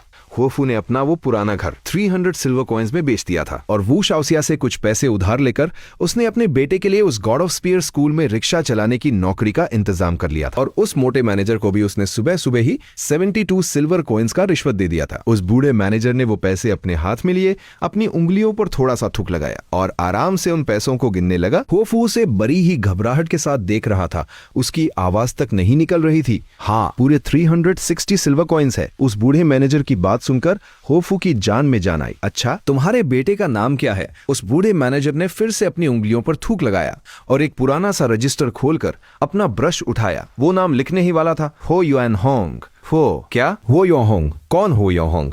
वो बूढ़ा मैनेजर नाम लिखने ही वाला था, पर यह नाम सुनकर उसका हाथ कांप गया। उसके ब्रश से स्याही गिरकर रजिस्टर पर फैल गई, पर उसे उस स्याही की कोई परवाह नहीं थी। उसने झटके से अपना सिर उठाया और डरे हुए होफू की तरफ देखने लगा। हो यूएनहोंग, ये नाम उसे बहुत अच्छे से याद था। अभी कुछ देर पहले ही तो उसने ये नाम लिखा था, पर बात यह थी कि वो हो यूएनहोंग तो मास्टर का डायरेक्ट डिसाइपल था। यहाँ आओ, तुम खुद अपने बेटे का नाम लिखो। ये 3 लॉज कैसे लिखे जाते हैं? वो बूढ़ा मैनेजर अपनी जगह से उछलकर खड़ा हो गया और उसने वो ब्रश हुओफू के हाथ में थमा दिया। हुओफू ने कांपते हाथों से वो ब्रश लिया और एक खाली कागज पर जैसे तैसे वो 3 लॉज लिखे। उसके अक्षर बहुत ही टेढ़े मेढ़े थे। हो यूएनहोंग, उस नाम को देखकर उस बूढ़े मैनेजर के हाथ और भी जोर से कांपने लगे। उसने तो बहुत बड़ी गलती कर दी थी। उसने मास्टर के डायरेक्ट डिसाइपल के पिता से रिश्वत ले ली थी। अरे हो साहब, आप यहाँ आए हैं, ये तो मेरी वशीस्मती है। वो बूढ़ा मैनेजर एकदम से बदल गया। वो हुओफू के सामने ऐसे झुक रहा था जैसे हुओफू कोई बहुत बड़ा आदमी हो। उसने जल्दी से वो 360 सिल्वर कॉइन्स निकाले और उसमें अपनी तरफ से कुछ और पैसे मिलाकर हुओफू के हाथ में रख दिए। अरे साहब, मैं तो बूढ़ा हो गया हूँ, मुझे तो कुछ दिखाई ही नहीं देता। ये तो बहुत बड़ी गलती हो गई। ये तो अपने ही घर में आग लगाने वाली बात हो गई।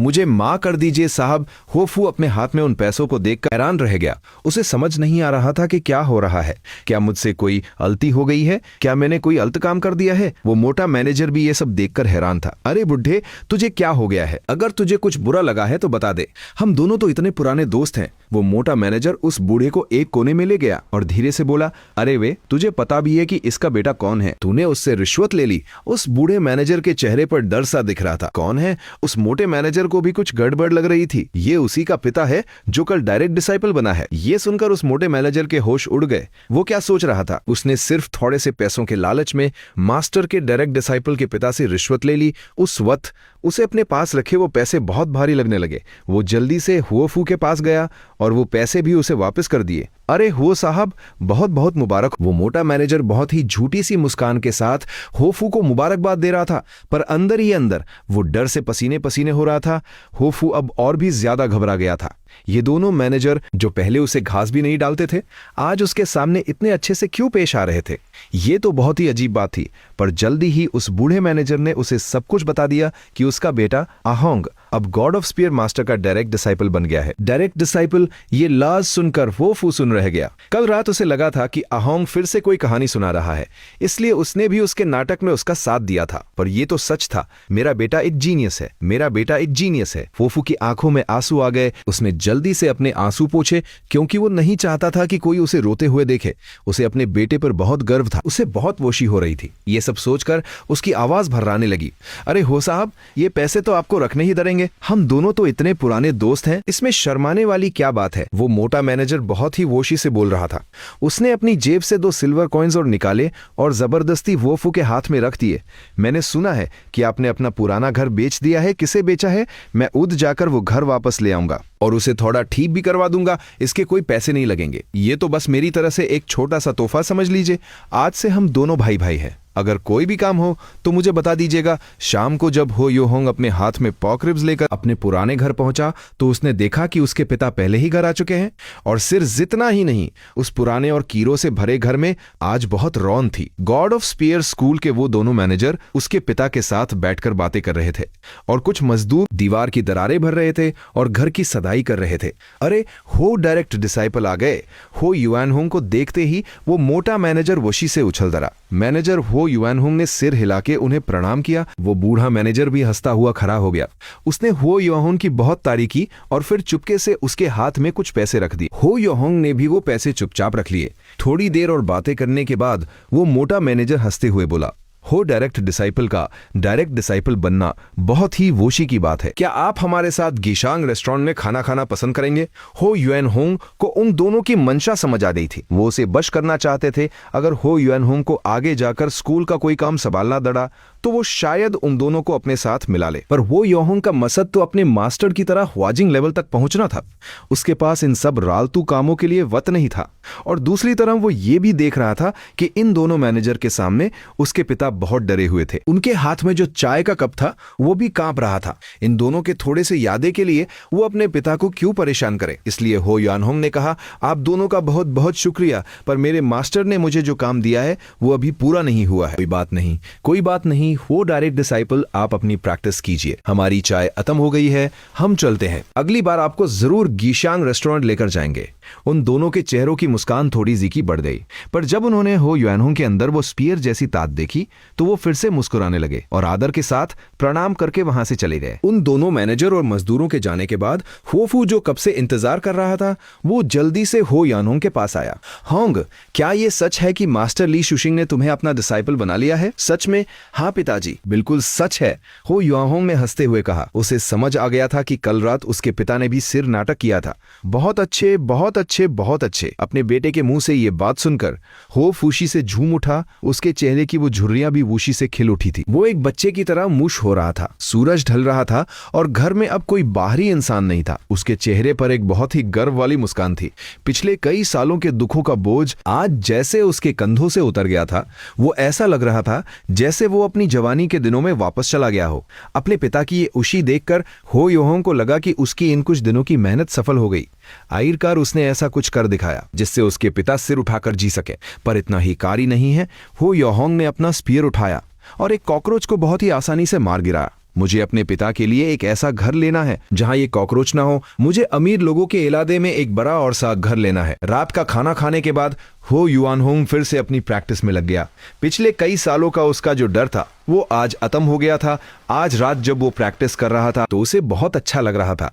उसे एक नया और बड़ा घर लेने की धूम सवार थी, इसलिए वो अपनी सारी थकान भूलकर बस प्रैक्टिस कर रहा था। एक के बाद एक बार वो अपनी मिंजिंग लेवल की ताकत को बढ़ा रहा था। बाजीकान मिंजिंग प्रोग्रेस 362/600। जब ये लेवल आया तब जाकर उसने अपना स्पीयर रखा। अब मैं माइनर सक्सेस लेवल के आखिरी हिस्से में पहुंच गया हूं। अगर मैं सुबह जल्दी उठकर प्रैक्टिस करूंगा तो कल दोपहर तक मैं मेजर सक्सेस लेवल तक पहुंच जाऊंगा। जिनमेन के उस बड़े कंपटीशन में अभी 25 दिन बारी है और हमारे स्कूल के कंपटीशन में अभी सिर्फ 2 दिन बारी है। हर दिन ताकतवर होने का जो एहसास था उसे हो युआनहोंग बहुत पसंद कर रहा था। वो रात को सोते वक्त भी अपना स्पीयर अपने पास ही रखता था। उसे लगता था कि शायद वो सपनों में भी प्रैक्टिस कर सके। अगले दिन दोपहर का खाना खाने से पहले सूस सूस सूस कई आवाजें एक साथ आईं और उन 7 कागजों में एक बहुत ही साफ और गोल छेद बन गया। 7 कागजों के आर पार और एक भी कागज नहीं फटा। मेजर सक्सेस हो युआनहोंग ने अपने पैनल पर देखा। बाजीक्वान मिंजिंग प्रोग्रेस 620/600। हो युआनहोंग का दिल लूशी और गर्व से भर गया। पता नहीं अब मेरी वो हार्ट पियर्सिंग एल्बो टेक्निक कितनी तदवर हो गई है। ये याल उसके दिमाग में आते ही वो खुद को रोक नहीं पाया। वो जल्दी से उस पुराने पेड़ के पास गया जहां उसकी पहली मुलाकात ली शुक्सिंग से हुई थी। उसने अपना पैर पटका, कमर घुमाई और अपनी कोहनी से एक जोरदार वार किया। बाम उस पेड़ पर एक बहुत ही गहरा गड्ढा बन गया। ये गड्ढा पिछले गड्ढे जैसा आधा इंच गहरा नहीं था, बल्कि ये आधा मुट्ठी जितना गहरा था। उसे पता ही नहीं चला कि वो इतनी जल्दी इतना तदवर कैसे हो गया। उस गड्ढे को देखकर हो युआनहोंग को खुद पर यकीन नहीं हो रहा था। 13 ग्रेट प्रोटेक्टर्स, इनविंसिबल एक्सपर्ट्स। ये हो युआनहोंग मिंजिंग लेवल पर पहुंच गया और वो उस महान गॉड ऑफ स्पीयर ली शुशिंग का डिसाइपल बन गया। अमीर लोगों के इलाके में बने एक सुंदर से घर में वू शाओसिया की आंखें हैरानी से फटी हुई थी। गॉड ऑफ स्पीयर ली शुशिंग, ये नाम तो एक लेजेंड था। अगर कोई उसका सीक्रेट डिसाइपल भी बन जाए तो भी वो अपने खानदान का नाम रोशन कर सकता है। और जियांग तिंग से अलग वू शाओसिया को जिनमेन के मार्शल आर्ट्स स्कूल्स के रूल्स बहुत अच्छे से पता थे। गरीब घर के लबरों को 3 साल तक नौकरों की तरह काम करना पड़ता है और जब वो ऑफिशियल डिसाइपल बनते हैं तभी उन्हें कुछ सिखाया जाता है। इसका मतलब हो युआनहोंग ने कुछ ही दिनों पहले असली प्रैक्टिस शुरू की होगी। अगर मैं होफू के उस झूठी कहानी को सच भी मान लूं कि हो युआनहोंग 2 महीने पहले ऑफिशियल डिसाइपल बना था और तभी से ली शुशिंग उसे चुपके से सिखा रहा है, तो भी सिर्फ 2 महीनों में मिंजिंग लेवल पार करना, वो भी ली शुशिंग जैसे महान मास्टर के सिखाने पर, ये तो सच में एक जीनियस है। इस टैलेंट के साथ वो अगले 6 महीनों में मिंजिंग लेवल को पूरी तरह से पार कर लेगा और अगले 3 to 5 सालों में वो अंजिंग लेवल तक पहुंच जाएगा और शायद भविष्य में वो हुआजिंग लेवल तक भी पहुंच जाए। पर अजोस वू शाओसिया ने एक गहरी सांस ली। अजोस की अब उसके पास बड़ा होने का वक्त नहीं है। 24 दिन बाद जो जिनमेन का बड़ा कंपटीशन होने वाला है, अगर उसमें कोई गरीब घर का लगातार 3 मैचेस नहीं जीतता तो फिर कोई भी गरीब लगा खुलेआम मार्शल आर्ट्स प्रैक्टिस नहीं कर पाएगा। अगर ली शुशिंग कुछ सेटिंग भी कर ले तो भी लगातार 3 मैचेस जीतने के लिए हो युआनहोंग को कम से कम मिंजिंग लेवल के आखिरी हिस्से तक पहुंचना होगा, तभी उसके जीतने के थोड़े चांसेस होंगे। पर अब वक्त नहीं बचा है। वू शाओसिया ने अफसोस के साथ अपना सिर हिलाया। अगर हो युआनहोंग को 1 साल या सिर्फ 6 महीने और मिल जाते तो शायद उसका भविष्य कुछ और ही होता।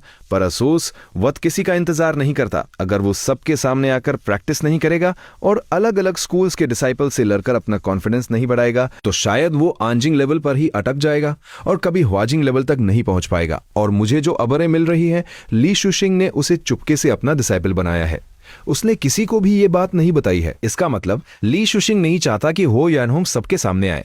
वो शायद उसे एक सीक्रेट वेपन की तरह इस्तेमाल करना चाहता है ताकि वो स्कूल के उन मामलों को सुलझा सके। अपने संपर्कों से मिली जानकारी के आधार पर वू शाओसिया ने हो युआनहोंग के भविष्य के बारे में ये अंदाजा लगाया था। उसे यकीन था कि उसका अंदाजा 100% सही है। माँ, अगर हो युआनहोंग का भविष्य सिर्फ आंजिंग लेवल तक ही सीमित है और वो कभी भी स्कूल का मास्टर नहीं बन सकता तो फिर आप उसके डॉक्यूमेंट्स बार बार क्यों देख रही है? जियांग तिंग को कुछ समझ नहीं आ रहा था। एंजिंग लेवल कमजोर है। वू शाओसिया ने अपनी बेटी की तरह देखा। एंजिंग लेवल का एक्सपर्ट 10,000 में से कोई 1 होता है। 7 गंदम के अंदर एक आंजिंग लेवल एक्सपर्ट किसी बंदूक से भी ज्यादा खतरनाक होता है। चूंकि हुआजिंग लेवल के एक्सपर्ट्स का इस्तेमाल सिर्फ बड़ी लड़ाइयों में होता है, इसलिए आम दुनिया में आंजिंग लेवल एक्सपर्ट्स ही सबसे बड़े तत्वर माने जाते हैं। हमारी कंपनी बहुत अमीर है और बड़ी कंपनीज में भी हमारा नाम है, पर हमारी सबसे बड़ी कमजोरी यही है कि हमारे पास अपने एंजिंग लेवल एक्सपर्ट्स नहीं है और हम पैसों के दम पर बाहर के एक्सपर्ट्स को हमेशा के लिए अपने पास नहीं रख सकते क्योंकि वो कभी भी धोखा दे सकते हैं। पर अगर हमारे पास अपना यूथ का एक एंजिंग लेवल एक्सपर्ट हो जो हमेशा हमारे साथ रहे तो हम बाकी एक्सपर्ट्स को भी कंट्रोल कर सकते हैं और फिर हमें जिनमेन में किसी से डरने की जरूरत नहीं होगी। हमें इस तरह छुप छुप कर नहीं जीना पड़ेगा। माँ, कहीं आप हो युआंग को अपना दामाद तो नहीं बनाना चाहती? जांग तिंग को अब जाकर बात समझ आई। वो हैरानी से अपनी माँ की तरह देखने लगी। हाँ, वू शाओसिया ने साज साजा कह दिया। उसके टैलेंट और ली शुशिंग के सिखाने से वो पक्का आंजिंग लेवल के आरी हिस्से तक पहुंच जाएगा और फिर वो मेरा दायां हाथ बनेगा। और अगर तुम्हारी शादी उससे हो गई तो मैं अपनी पूरी ताकत लगाकर उसे ह्वाजिंग लेवल तक पहुंचाने की कोशिश करूंगी। भले ही इसके लिए मुझे बाहर से कोई मदद लेनी पड़े या उसे कोई नल्ली ह्वाजिंग एक्सपर्ट तो कहलाएगा ही। पर यू मिंगतांग ज्यादा अच्छा नहीं है। वो तो एक अमीर घराने से है। उस पर पोर डिसाइपल बैन का कोई असर नहीं होगा। उसका टैलेंट भी बहुत अच्छा है और अभी कुछ दिन पहले ही वो हो यू एनहोंग से एक बंदम आगे मिंजिंग लेवल के माइनर सक्सेस लेवल पर पहुंच गया है। वो पक्का आंजिंग लेवल तक पहुंचेगा और उसके ह्वाजिंग लेवल तक पहुंचने के चांसेस भी बहुत ज्यादा है। और सबसे बड़ी बात, वो मास्टर गो का ऑफिशियल डिसाइपल है। अगर हम यू मिंगतांग को अपने साथ मिला लेते हैं तो हमें दो ह्वाजिंग एक्सपर्ट्स यू मिंगतांग और मास्टर गो का साथ मिल जाएगा। पर हो यू एनहोंग वो तो सबके सामने ये भी नहीं कह सकता कि वो ली शुशिंग का डिसाइपल है। ली शुशिंग भी उसका साथ नहीं देगा। जांग तिंग ने अपनी बात रखी। यू मिंगतांग सही नहीं है। वो शाओसिया ने अपना सिर हिलाया। वो बहुत होशियार है और एक अमीर घराने से है। अगर तुम्हारी शादी उससे हो गई तो हो सकता है कि वो हमारी कंपनी पर ही कब्जा कर ले। पर हो युआहोंग अलग है। वो एक अरीब लड़का है। उसका अपना मास्टर भी उसका साथ नहीं देना चाहता। अगर मैं उसे अपनी कंपनी की सारी ताकत दूं, उसकी मदद करूं और तुम्हारे जैसी होशियार लड़की से उसकी शादी कर दूं, तो वो हमेशा हमारा वफादार रहेगा। वो कभी हमें धोखा नहीं देगा। वो शाओसिया और जांग तिंग के पिता ने बहुत मेहनत करके ये कंपनी खड़ी की थी। उन्हें पता था कि लोगों के दिलों पर कैसे राज करना है। अगर हमारे पास एक रादार आंजिंग एक्सपर्ट या फिर ह्वाजिंग एक्सपर्ट हो तो हम भले ही आगे न बच पाएं, पर हम जो हमारे पास है उसे तो बचा ही सकते हैं। और अगर बिस्मत अच्छी रही तो बहुत सारा पैसा अर्ज करके हम शायद उसे ह्वाजिंग लेवल के बीच वाले या आईरी हिस्से तक भी पहुंचा दें। पर फिर वो शाओसिया ने युद्ध को रोक लिया। वो जानती थी कि ये सिर एक सपना है। वो अब इन सपनों पर यकीन करने की उम्र पार कर चुकी थी। तो क्या मुझे सिर्फ इसलिए उससे शादी करनी पड़ेगी? जांग तिंग अभी भी तैयार नहीं थी। जिनमिन वुमेन्स नॉर्मल स्कूल सिर्फ 3 गर्ल्स स्कूल्स में से एक था। इसमें एडमिशन लेना उतना ही मुश्किल था जितना लोगों का कैपिटल यूनिवर्सिटी में एडमिशन लेना। वो उस स्कूल की एक बहुत ही होशियार और मशहूर लगी थी। न जाने कितने अमीर घरों के लगे थी रोज स्कूल के बाहर उसकी एक झलक पाने के लिए इंतजार करते थे। यहाँ तक कि यू मिंगतांग जैसा जीनियस लड़का जो आगे चलकर ह्वाजिंग एक्सपर्ट बन सकता था, वो भी उसकी बहुत इज्जत करता था। और जहां तक अमीर घरानों की बात है, मेरा घराना जियांग फैमिली भी बहुत अमीर है। हमारी जायदाद भी जिनमेन के सबसे अमीर घराने जुनजे से कम नहीं है। बस हमारी ताकत इस शहर में थोड़ी कम है। इतनी अच्छी पोजीशन होने के बाद भी मैं एक ऐसे ओरीब लड़के से शादी करूं, मुझे ये मंजूर नहीं है। अफसोस, हमारे जैसे बड़े घरानों के लोगों के पास उद के लिए ज़ैसले लेने का हक कहां होता है। चलो, तुम पहले उससे मिलकर तो देखो। अगर तुम्हें वो सच में पसंद नहीं करूंगी, मैं बस ये चाहती हूं कि तुम बाद में पछताओ नहीं। अपनी बेटी का उतरा हुआ चेहरा देखकर वू शाओसिया ने सिर्फ एक आह भरी। उसने अपने नौकरों को बुलाया और कहा, गाड़ी निकालो, मुझे ओल्ड हुओ के घर जाना है। मुझे उससे आहोंग के बारे में बात करनी है। डेट। एक बार फिर से डेट। शाम को जब हो युआनहुंग घर लौटा तो उसके पिता ने उसे ये खबर सुनाई। अहोंग, अब तुम बड़े हो गए हो। देखो, सामने वाले घर में लुओ के बेटे का बच्चा तो अब चलने भी लगा है। हो फू हंसते हुए बोल रहा था। पर हो युआनहुंग ने परेशान होते हुए कहा, उसे इन सब फालतू कामों के लिए वक्त कहाँ था? वो तो रोजाना 18 घंटे प्रैक्टिस करता था। फिर भी उसे लगता था कि वक्त कम है। इन सब लव स्टोरी और डेट्स के चक्कर में वो अपना कीमती वक्त कैसे बर्बाद कर सकता था? उसे तो बस अपने पैनल के प्रोग्रेस को बढ़ते हुए देखना था। पर जब उसने डूबते हुए सूरज की रोशनी में अपने पिता के सफेद बालों को देखा तो उसे अचानक एहसास हुआ कि उसके पिता बूढ़े हो गए हैं। वो ताकतवर इंसान नहीं रहे जो उसे वेंजियन मार्शल आर्ट स्कूल छोड़ने गए थे। बूढ़े लोगों के लिए अपने बच्चों की शादी और पोते पोतियों का मुंह देखने से बढ़कर कुछ नहीं होता। पिछले कई सालों में अपने आसपास के लोगों को दादा बनते देख उसके पिता को अंदर ही अंदर बहुत बुरा लगता होगा। पर उन्होंने कभी उससे कुछ नहीं कहा क्योंकि वो नहीं चाहते थे कि हो युआनहुंग परेशान हो। ठीक है पिताजी, मैं जाऊंगा। काफी देर सोचने के बाद हो युआनहुंग मान गया। उसने पोर्क का एक बड़ा टुकड़ा अपने पिता की प्लेट में रख दिया। नहीं नहीं, ये बहुत ऑयली है, मुझे अच्छा नहीं लगता, तू खा अहोंग। हुआफू ने वो टुकड़ा वापस हो युआनहुंग की प्लेट में रख दिया।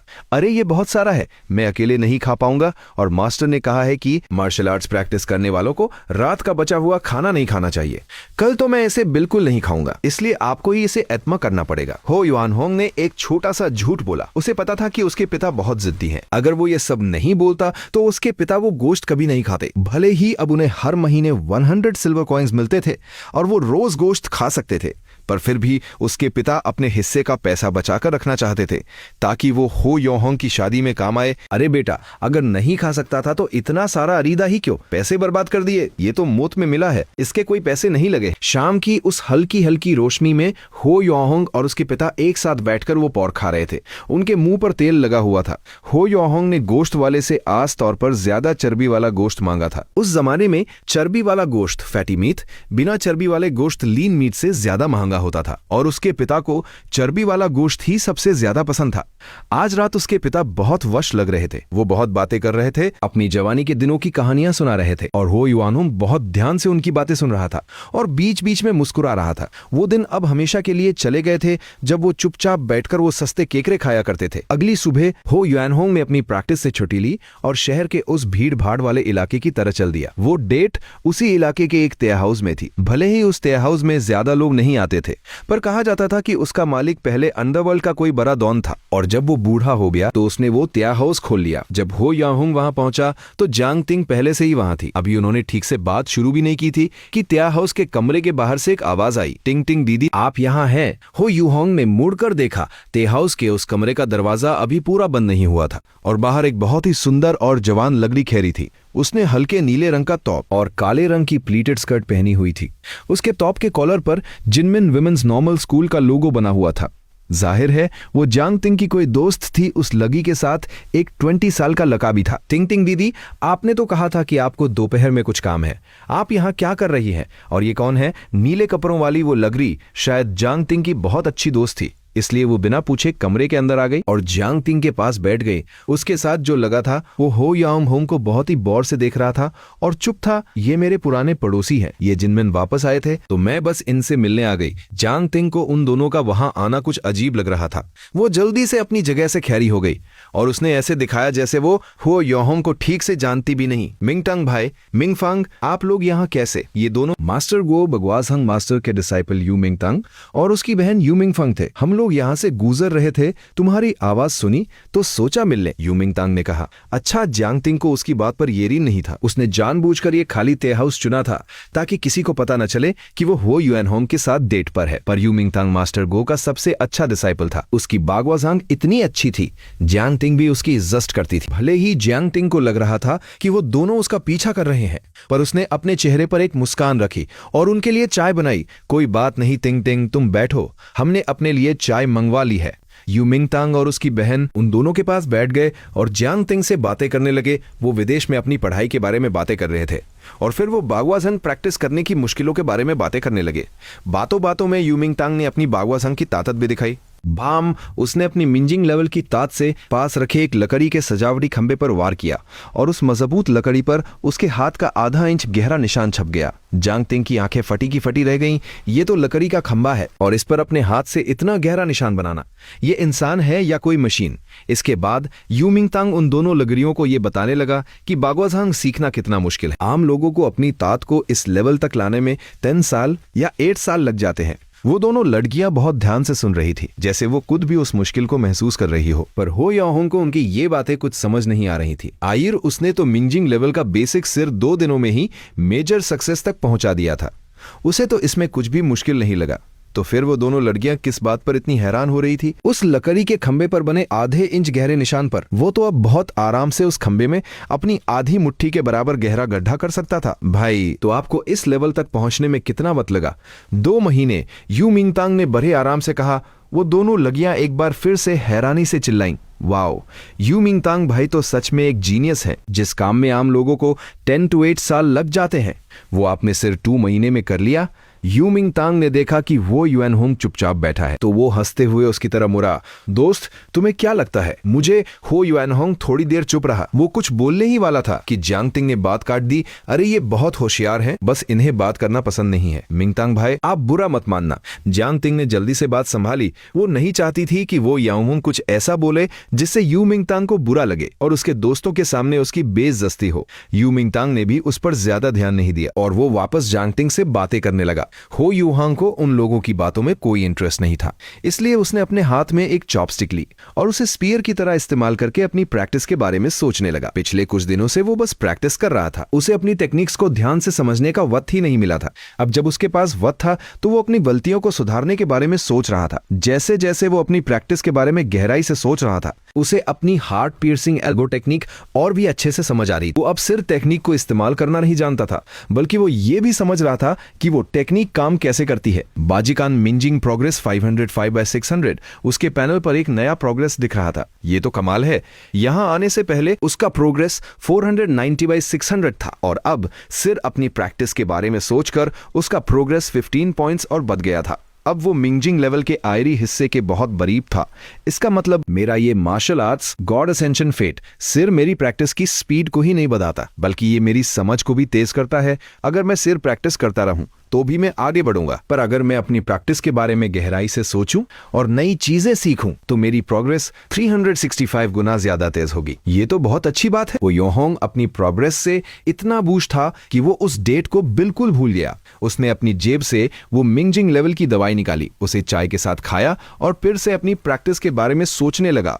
वो अपने हाथ में पकड़े उस चॉपस्टिक को बहुत ही तेजी से हिला रहा था और अपनी स्पीयर टेक्निक को समझने की कोशिश कर रहा था। और जियांग तिंग को लग रहा था कि हो याहोंग यू मिंगतांग की तात और उसके टैलेंट से डर गया है, इसलिए वो चुप बैठा है। उसे लगा कि हो याहोंग में तो हिम्मत ही नहीं है। वो हो याहोंग से बहुत निराश हो गई थी। उसने हो याहोंग की तरफ देखना बंद कर दिया और बस यू मिंगतांग और उसकी बहन से बातें करने लगी। वो जानबूझकर हो याहोंग से दूर बैठी थी ताकि सबको लगे कि वो उसे नहीं जानती। वो लोग बातें कर ही रहे थे कि नीचे से एक बहुत तेज आवाज आई। बाम! पहले किसी चीज के टूटने की आवाज आई और फिर नीचे से किसी चीज के टूटने की आवाज आई और फिर मेजों के पलटने का शोर मच गया। कमरे का दरवाजा बंद होने के बावजूद शोर सा सुनाई दे रहा था। ओए मालिक, ये क्या बदतमीजी है? यू मिंगतांग ने चिल्लाकर चाय खाने के मालिक को बुलाया। मां कीजिएगा हुजूर, बस एक छोटी सी मुसीबत है, आप बिकर रहिए, मैं अभी इसे सुलझा देता हूँ। मालिक को शायद यू परिवार के रुतबे का अंदाजा था, इसलिए वो हाथ जोड़कर माई मांगने लगा। अगले ही पल 6-7 हट्टे कट्टे आदमी लाठियां लेकर नीचे की तरफ दौड़े। चाय खाने का मालिक भले ही अब शरीर बन गया था, पर अपनी जगह की हिफाजत के लिए उसने अभी भी कुछ खूंखार बाउंसर पाल रखे थे। थोड़े से लोग थे, पर सदक छाप गुंडों और शराबियों को सबक सिखाने के लिए कारी थे। मालिक को मामला सुलझाने के लिए जाते देख यू मिंगतांग और जियांग तिंग फिर से हंसी मजाक करने लगे। कक धड़ाम! पर जो हुआ वो किसी ने सोचा नहीं था। नीचे का शोर शांत होने के बजाय और भी बढ़ गया। चीखने, चिल्लाने और दर्द से कराहने की आवाजें सा आने लगी। अब क्या हुआ? यू मिंगतांग ने फिर से मालिक को आवाज दी। इस बार वो चीढ़ा हुआ था। बहुत बहुत मारी हुजूर, ये होंगी क्लब के लोग दंगा कर रहे हैं, बस थोड़ा सा वक्त और दीजिए, मैं सब ठीक कर दूंगा। मालिक का चेहरा उतरा हुआ था और वो खुद मामला संभालने नीचे गया। नीचे एक पल के लिए शांति हुई, पर फिर से तोड़फोड़ शुरू हो गई और शोर अब सीढ़ियों से होता हुआ दूसरी मंजिल की तरह आने लगा। मिनफंग, क्या हमें पीछे के दरवाजे से निकल जाना चाहिए? जियांग तिंग अब सच में घबरा रही थी। अरे तिंग तिंग दीदी, आप फिक्र क्यों करती हैं? मेरे भाई जैसे महान एक्सपर्ट के होते हुए उस होंगी क्लब के गुंडों से डरने की क्या जरूरत है? यू मिंगफंग ने मुस्कुराते हुए कहा। बात तो सही थी। जियांग तिंग को भी यू मिंगतांग की वो बागवाजांग की तात आई तो उसकी जान में जान आई। आखिर वो होंगी क्लब वाले महज सदक छाप बुंडे ही तो होंगे। एक मिंजिंग एक्सपर्ट के सामने उनकी क्या बिसात। मैं नीचे जाकर देखता हूँ, तुम लोग चाय पियो, मैं अभी आता हूँ। जियांग तिंग को भरोसा दिलाने के लिए यू मिंगतांग खड़ा हुआ और कमरे से बाहर निकलकर शान से सीढ़ियों की तरफ बढ़ गया। मेरे भाई के जाते ही देखना सब एकदम शांत हो जाएगा। यू मिंगफैंग ने तालियां बजाते हुए कहा। मिंगतांग भाई की बागवाजांग आयर उन्हें मास्टर गो ने सिखाया है। इन गुंडों को तो वो चुटकियों में धूल चटा देंगे। जियांग तिंग की बात पूरी भी नहीं हुई थी कि एक जोरदार धमाका हुआ। दरवाजा टूटकर गिरा और एक खून से लथपथ साया कमरे के अंदर आकर गिरा। वो कोई और नहीं बल्कि बागवाजांग का वारिस यू मिंगतांग था। उसकी हालत ऐसी थी कि पता नहीं चल रहा था कि वो जिंदा भी है या नहीं। भाई, यू मिंगफांग चीखता दी। जियांग तिंग तो जैसे पत्थर बन गई। उसे समझ ही नहीं आ रहा था कि ये क्या हो गया। अभी कुछ ही सेकंड पहले जो शख्स लकड़ी के खंबे पर हाथ का निशान बना रहा था, वो इतनी बुरी तरह हार कर बेहोश पड़ा था। इस मामूली से चाय खाने में इतना खतरनाक शिकारी कहां से आ गया? मेज पर रखी चाय अभी भी गर्म थी, पर अब उसे पीने वाला कोई नहीं था। यू मिंगफंग और जियांग तिंग की नजरें अब दरवाजे पर टिकी थी, जहां एक विशाल साया खड़ा था। वो किसी जंगली भालू जैसा लंबा चौड़ा आदमी था, जो धीरे धीरे अंदर आ रहा था। चाय खाने का मालिक उसके हाथ में किसी खिलौने की तरह लटका हुआ था, लहू लुहान और बेसुध। उस आदमी का भारी जिस्म, चौड़ा ढांचा और उसकी हथेलियों पर पड़े वो सख्त निशान बता रहे थे कि वो मार्शल आर्ट्स का कोई खतरनाक खिलाड़ी है। उसके अंदर से निकल रही वो हिंसक और खूंखार दहशत इतनी ज्यादा थी कि दोनों लड़ियों को लगा जैसे किसी ने उनका गला घोंट दिया हो। वो बस फटी आंखों से उस भालू जैसे आदमी को अपनी तरफ बढ़ते हुए देख रही थी। उसकी परछाई ने उन दोनों को पूरी तरह ढक लिया था।